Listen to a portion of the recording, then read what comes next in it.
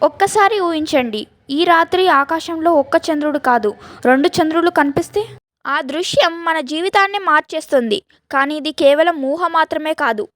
కొంతమంది శాస్త్రవేత్తల ప్రకారం బిలియన్ సంవత్సరాల క్రితం భూమికి రెండో చంద్రుడు ఉండి ఉండవచ్చు.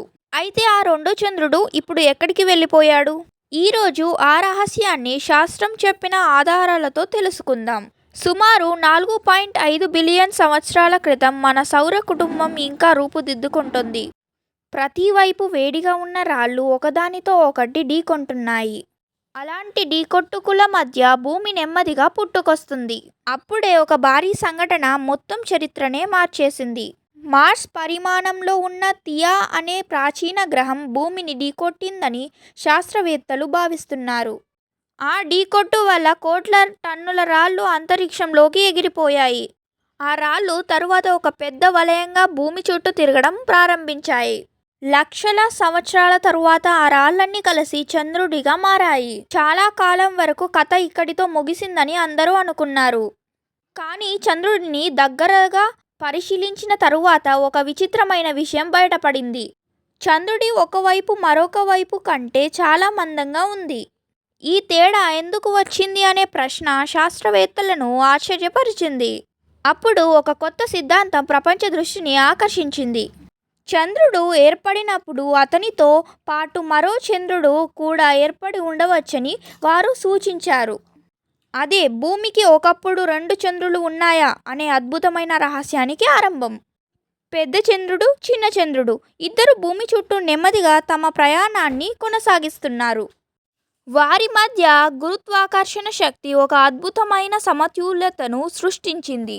లక్షల సంవత్సరాల పాటు ఈ ప్రయాణం ప్రశాంతంగానే కొనసాగింది. కానీ అంతరిక్షంలో ఏది శాశ్వతంగా ఒకేలా ఉండదు. చిన్న చంద్రుడి కక్ష క్రమంగా మారడం ప్రారంభమైంది. అతను నెమ్మదిగా పెద్ద చంద్రుడి వైపు దగ్గరవుతున్నాడు. ఆ దూరం రోజురోజుకి తగ్గుతూ వచ్చింది. చివరకు తప్పించుకోలేని క్షణం వచ్చేసింది. చిన్న చంద్రుడు పెద్ద చంద్రుడిని ఢీకొట్టాడు. కానీ ఇది సినిమాలో చూపించేలా భారీ పేలుడు కాదు.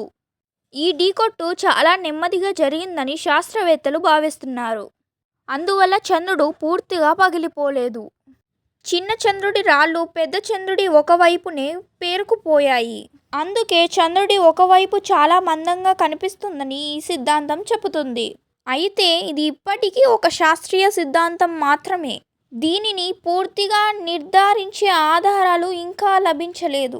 అయినా ఈ సిద్ధాంతం అనేక ప్రశ్నలకు సమాధానం చెప్పగలదని భావిస్తున్నారు. చంద్రుడి మరోవైపు ఎందుకు భిన్నంగా ఉందో అర్థం చేసుకోవడానికి ఇది ఒక ముఖ్యమైన సూచన. విశ్వంలోని ప్రతి రహస్యానికి సమాధానం వెతకడం శాస్త్రం చేసే ఒక గొప్ప ప్రయాణం. కానీ 2 చంద్రులు నిజంగా ఉంటే భూమి ఎలా ఉండేది? అదే ఇప్పుడు తెలుసుకుందాం. ఒక్కసారి ఊహించండి, ఈ రాత్రి ఆకాశంలో 2 పూర్తి చంద్రులు ఒకేసారి వెలుగుతున్నాయి. రాత్రి వెలుగు ఈ రోజుతో పోలిస్తే దాదాపు రెండింతలో ప్రకాశవంతంగా ఉండేది.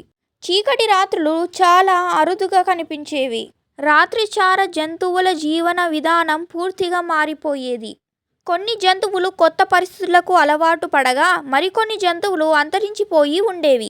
సముద్రాలపై 2 చంద్రుల గురుత్వాకర్షణ ప్రభావం మరింత బలంగా ఉండేది. కొన్ని ప్రాంతాల్లో అలలు సాధారణం కంటే చాలా ఎత్తుగా ఉండేవి. తీర ప్రాంతాల జీవనం పూర్తిగా భిన్నంగా ఉండేది. సముద్ర జీవుల జీవచక్రం కూడా మారిపోయి ఉండేది. అయితే శాస్త్రవేత్తలు ఈ ప్రభావాల పరిమాణాన్ని ఖచ్చితంగా చెప్పలేరు. 2 చంద్రులు ఉంటే గ్రహణాలు కూడా మరింత ఆసక్తికరంగా కనిపించేవి. కొన్నిసార్లు ఒక చంద్రుడు మరో చంద్రుడి ముందు వెళ్ళి అద్భుత దృశ్యాన్ని సృష్టించేవాడు. ఆకాశాన్ని చూస్తే ప్రతి రాత్రి ఒక కొత్త అనుభవంగా ఉండేది. మన క్యాలెండర్లు కూడా పూర్తిగా భిన్నంగా ఉండే అవకాశం ఉంది. పండుగలు, నెలలు, కాలగణన అన్నీ కొత్త వింతగా ఉండేవి.